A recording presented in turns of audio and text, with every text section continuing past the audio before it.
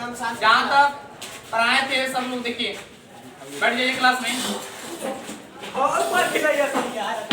सुनिए, इसके पहले जो है जितना टॉपिक पढ़ाए थे, पहला टॉपिक था उस दिन आए थे तो पढ़ाए थे एकलिंगी के बारे में। एकलिंगी जीव को एकलिंगसराई कहते हैं। एकलिंगी जीव को क्या कहते हैं? एकलिंगसराई। और द्विलिंगी जीव को कहते हैं द्विलिंगी उभयलिंगसराई। द्विलिंगी कहेंगे किसे? वैसा जीव जिसमें नर और मादा दोनों एक में हो। समझ रहा? जिस जीव में नर और मादा समझ ना एक नहीं हो उसको क्या कहेंगे? द्विलिंगी। और जिस जीव में नर और मादा अलग अलग हो, क्या हो? अलग अलग, उसको कहेंगे एकलिंगी। और जिस जीव में नर और मादा एक में हो उसको क्या कहेंगे बाबू? द्विलिंगी जीव को हम लोग क्या कहते हैं? उभयलिंगी। क्या कहते हैं? क्या उसको उभयलिंगसराई कहते हैं? उसको क्या कहते हैं? उभयलिंगसराई। अब इसका उदाहरण सुनिए, एकलिंगी पुष्प भी होता है। क्या होता है? सुनिए, एकलिंगी पुष्प का उदाहरण है। एकलिंगी पुष्प का उदाहरण क्या है? सबसे पहले हम लोग इसका उदाहरण जान लें। एकलिंगी पुष्प में क्या आता है? आप पपीता, पपाया का नाम सुने? पपीता देखिएगा एकलिंगी में आता है। किस में आता है? लेकिन यही द्विलिंगी की बात करें, अड़हुल, अड़हुल क्या है? द्विलिंगी। अरे बात समझिए, सूर्यमुखी क्या है? द्विलिंगी। उसमें नर जननांग और मादा जननांग दोनों एक ही पुष्प में क्या होते हैं? जिस पुष्प में नर जननांग और मादा जननांग दोनों एक ही पर पाए जाते हैं उसको द्विलिंगी कहते हैं। और जिस पुष्प में नर और मादा जननांग अलग अलग पाए जाते हैं, नर अलग मादा अलग, उसको क्या कहेंगे? उसको क्या कहेंगे? आइए उसका उदाहरण जो है एक अच्छा तरीका से हम लोग समझते हैं।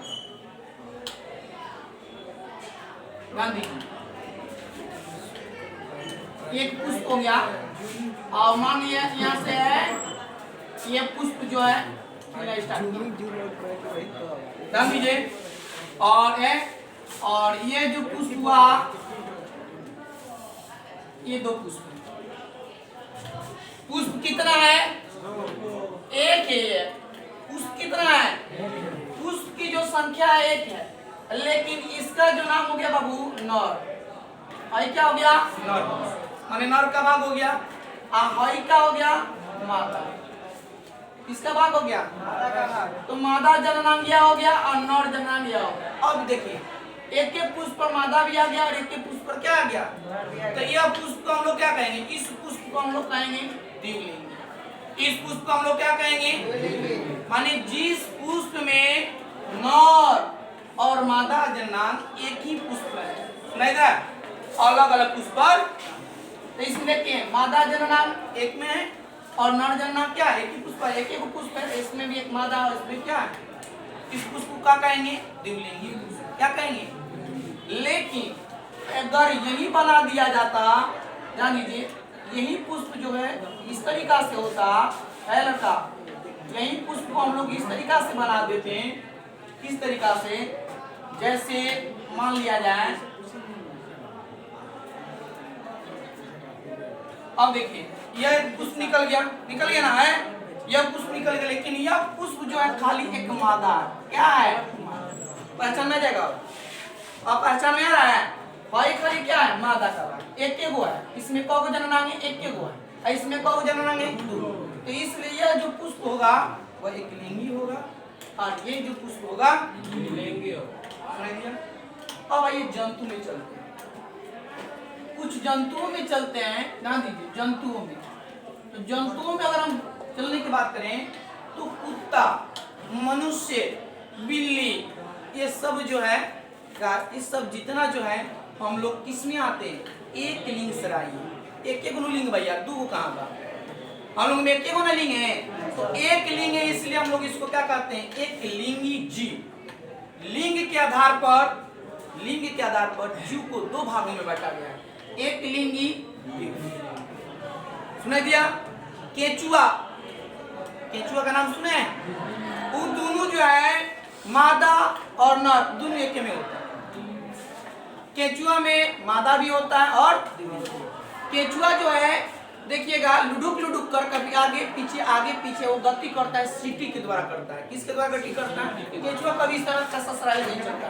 केंचुआ देखिएगा कभी इस तरीका से लुडुक लुडुक कर क्या करता है? चलता।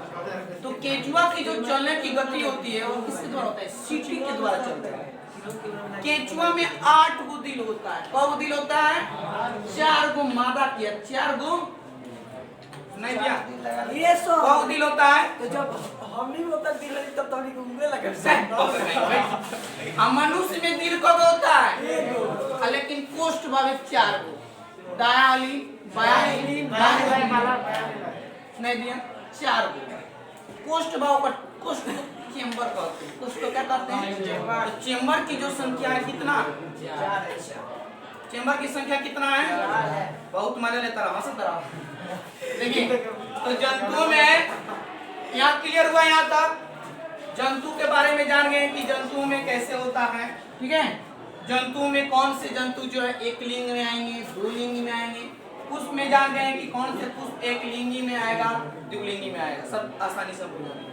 चलिए पपीता एक लिंगी, मक्का एक लिंगी, चलिए सरसों द्विलिंगी, सूर्यमुखी द्विलिंगी।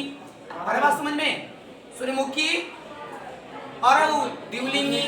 पुष्प का उदाहरण नहीं दिया तो बाबू कहेगा द्विलिंगी पुष्प का उदाहरण दे।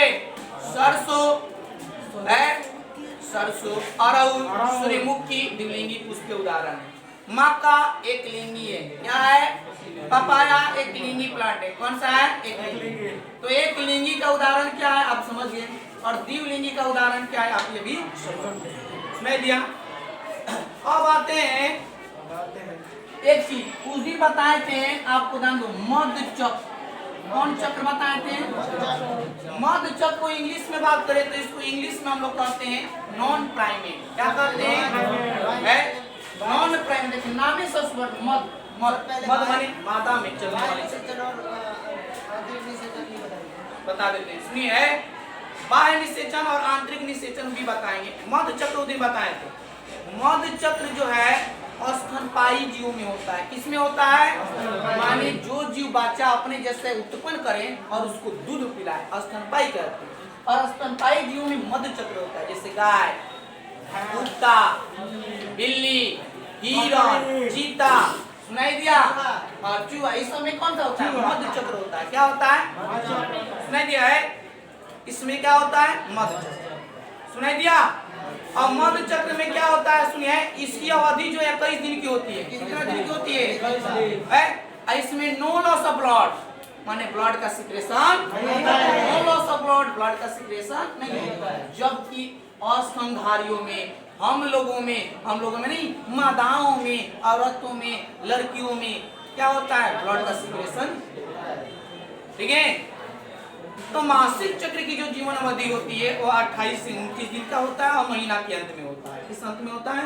महीना के अंत में 28 से 29 दिन का ये जो चक्र चलता है। ठीक है, इसमें क्या होता है कि गर्भाशय का इंटरनोपाइडियल जो भाग होता है वो फट जाता है। सुनाई दिया? गर्भाशय का आंतरिक भाग जो है वो क्या होता है? फटता है। और फटने के कारण जो है उसके ब्लड से सिक्रेशन। सुनाई दिया? आप समझे? जितना टॉपिक बना तो सब कुछ समझाना है। बाह्य निषेचन, बाह्य निषेचन को इंग्लिश में कहते हैं एक्सटर्नल फर्टिलाइजेशन। हाँ, एक्सटर्नल फर्टिलाइजेशन और एक होता है इंटरनल फर्टिलाइजेशन। एक्सटर्नल फर्टिलाइजेशन क्या होता है? वैसे फर्टिलाइजेशन माने वैसे निषेचन जो प्राणियों के शरीर से बाहर कहाँ हो, जैसे गाय, मुर्गी। सुनाई दे रहा? माने गाय है, मुर्गी है, भैंस है, कुछ जलीय जंतु है जैसे सांप है, समझ में आया? मेढक है, स्टारफिश है। इसमें एक्सटर्नल फर्टिलाइजेशन है। तो स्टारफिश मछली तो इसमें जो है आपका बाह्य निषेचन, कौन निषेचन होता है? माने बाहर। कुत्ता में देखिएगा बाह्य निषेचन होता है, लगा के फसले रहेगा उमे वो पूछत लड़की कैसे हम देखावे लड़की उस समय मानी नहीं रही कि पहले सब कैसे हम चलो देखावे के पड़ी जैसे। सुना गया? तो बाह्य निषेचन जो है कुत्ता में होता है, क्यों? वो बाहरी विधि के द्वारा होता है। और गाय में कुछ कैसे गाय का जो है बूल का सीमेंट डाला जाता है। डॉक्टर के माध्यम से देखिएगा, हाथ घुसा वाला था अंदर डॉक्टर डालता है, वो सीमेंट डालता है। क्या डालता है? सीमेंट। उसको वीर्य कहते हैं। क्या कहते हैं? सीमेंट को हिंदी में वीर्य कहा जाता है। डॉक्टर के माध्यम से वो गाय की योनि में प्रवेश करता है, गर्भाशय जिसको कहते हैं। यूट्रस में क्या किया जाता है? डाला जाता है। ठीक है, तो आप समझ गए हैं कि बूल का सीमेंट जो है यूट्रस में डाला जाता है। किसके यूट्रस में? मादा। वो मादा क्या है? हिरण। और हिरण में और भी प्रक्रियाओं के द्वारा। ठीक है, तो इतना आसानी से हम इस सबको है समझ गए। ठीक है, अब इसके बाद आता है मौसमी प्रजनन चक्र। ठीक है, स्टॉप कर दो। चलिए इतना आप लोग याद करिए, फिर आगे